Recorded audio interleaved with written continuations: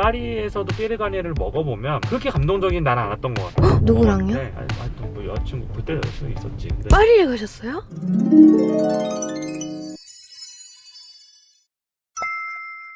어디 가고 있어요? 자, 오늘은 진짜 고전적인 프렌치 맛집 와. 롯데호텔 소공동 꼭대기에 있는 삐르가니에르인데, 삐르가니에르가 아주 네. 간단하게 얘기하면 1세대 프렌치야. 예전에는 프렌치라는 음식 자체가 한국에 굉장히 생소한 음식이었거든. 그리고 잘하는 데도 없었고 셰프들도 별로 없었고, 이제 롯데호텔에서 삐르가니에르라고 파리에서 미슐랭 3스타가 있어. 근데 그 주방장 이름이야. 이 3스타 주방장이 한국의 브런치를 아시아 최초로 냈다고 그러더라고. 그게 여기 삐르가니에르인데 파리랑 비교하면 안 되고, 근데 파리에서도 삐르가니에르를 먹어보면 그렇게 감동적인 나는 않았던 것 같아. 누구랑요?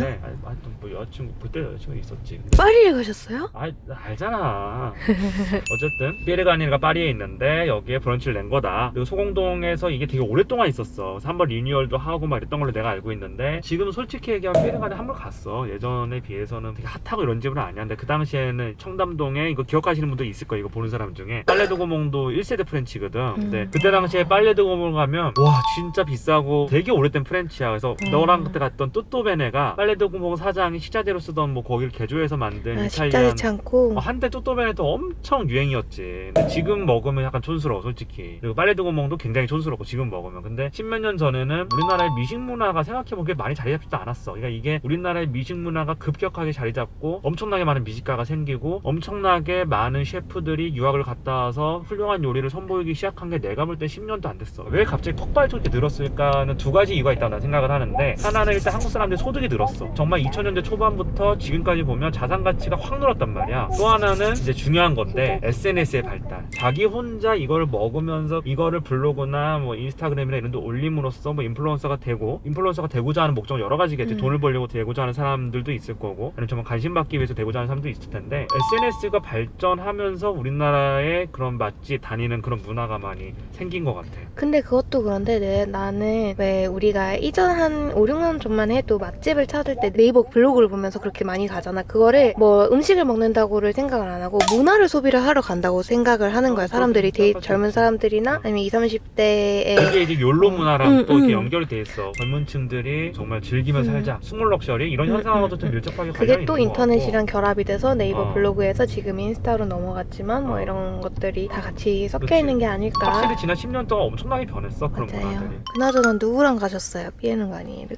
뭐 이제 어제 다 기억하냐 내가 그 롯데호텔에 도착했습니다. 여기 35층 최고층으로 가야 되는데 진짜 오랜만에 와서 헷갈리네요. 사람 엄청 많네. 반대편으로 와서 엘리베이터를 타면 35층에 있고요. 여기 삐르가니에르 서울이라고 써져 있어요. 네, 지금 아직 식사 시간이 안 되고 일찍 도착해가지고 바로 안내를 해주셨는데, 여기 삐르가니에르 35층이다 보니까 전망이 되게 좋아요. 여기 보면 삼성증권 본사 이렇게 있고요. 여기 SK 본사, 여기 하나은행, 그러니까 여기 모든 대기업들 다 몰려 있으니까 되게 멋있어. 야경이 홍콩 같은 느낌이 좀 들지. 삐르가니에르 들어왔는데 테이블에 식사를 하는데, 저 창가 쪽은 굉장히 야경이 좋아요. 그래서 웬만하면 먼저 예약을 하실 거면 창가 쪽에 앉는 게 좋고요. 그냥 창가 쪽에 안 앉아도 좌석도 굉장히 편하고 와인하고 프렌치랑 같이 즐기기 굉장히 좋게 돼 있습니다. 세 가지 메뉴가 준비되어 있고, 여기는 가격이 써져 있고요. 여기는 가장 와인 페어링 있고, 단호박하고 산딸기 퓨레. 두 번째는 생강 브레드 이쪽에, 아래쪽에 이제 빵 파우더가 있는데 그 장식입니다. 장식이네요. 세 번째 하얀 유니볼은 연어 무스 소스는 이제 탄두리 소스고요. 이게 돼지 귀예요? 네, 튀김이라고 보시면 되고요. 뒤쪽에는 이제 머스타드에 비트와 샐러리를 올려드렸습니다. 랍스타.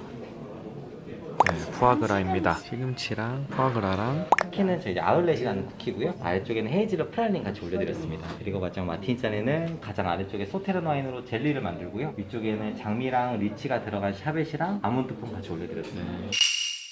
삐르가니에르 서울 방문 후기입니다. 삐르가니에르는 프랑스 파리에 있는 미슐랭 3스타 프렌치 레스토랑이자 셰프 이름이고요. 오랫동안 미슐랭 3스타를 받아온 만큼 프랑스에서는 매우 유명한 프렌치 업장 중에 한 곳이에요. 프랑스 내에서 3스타를 받는 거는 정말 큰 의미가 있는 거거든요. 삐르가니에르 서울은 그 삐르가니에르 할아버지가 서울에 낸 브런치 개념이라고 보시면 되고요. 한국은 프렌치 다이닝 업장이 지금은 정말 흔하지만 불과 15년 전만 해도 아주 생소했거든요. 저는 2000년대 초반을 다이닝 업장들에 본격적으로 등장하기 시작한 1세 1세대라고 생각을 해요. 그러다가 2000년대 중반 이후가 되면 프렌치, 이탈리안 다이닝 업장들이 우후죽순 생겨나기 시작하고 현재는 세계 어느 곳과 비교해도 훌륭한 요리를 내놓는 다이닝 업장들이 많이 생겨났어요. 물론 프렌치는 프랑스에서 먹는 것과 아주 큰 차이를 보이긴 하는데 다른 부문들은 정말 수준이 굉장히 높아져서 더 이상 현지에 갈 필요가 없을 정도입니다. 그 가장 큰 원인이 전 인터넷의 보급과 SNS의 발달, 자산 가격의 급격한 상승으로 인해서 사람들의 소비 수준이 향상됐고요. 그리고 욜로 문화가 확산됐기 때문이라고 저는 생각을 합니다. SNS가 발달을 하면 이쁜 요리, 다이닝과 같은 자랑하기 좋은 업장들에 대한 수요가 늘어나고요. 이것은 디저트 문화에도 굉장히 큰 영향을 주었다고 생각합니다. 물론 1세대 다이닝 시대, 프렌치 레스토랑 하면 그 당시 가장 비싼 축에 속했던 피에르 가니에르 서울이 있었고요. 성담동에는 빨래도 고몽이라는 업장이 있었어요. 15년 전만 해도 이곳에서 식사를 한다는 것은 굉장히 특별한 의미가 있었어요. 이제는 너무 좋은 곳이 많아서 굳이 이곳에 찾아갈 필요는 없지만요. 저도 이 업장에 좋은 추억이 많았고요. 8년 만에 다시 방문을 하게 되었습니다. 옛 추억이 새록새록 떠올라서 좋았고요. 소공동 롯데어제 35층에서 바라본 전망과 야경은 정말 멋지죠. 8년 만에 방문하니까 메뉴도 많이 바뀌었어요. 저희는 4명 식사를 했는데 인당 24만원짜리 간략하게 나오는 코스를 주문했습니다. 프렌치 다이닝답게 아무지 뷔쉐부터 여러가지 요리가 나오는데 결론부터 이야기하면 요리 수준은 가격에 비해 상당히 떨어집니다. 저는 원래 미슐랭 스타 맛집이라고 불리는 곳을 전혀 신뢰하지 않아요. 어떻게 이 가격에 이 정도 수준의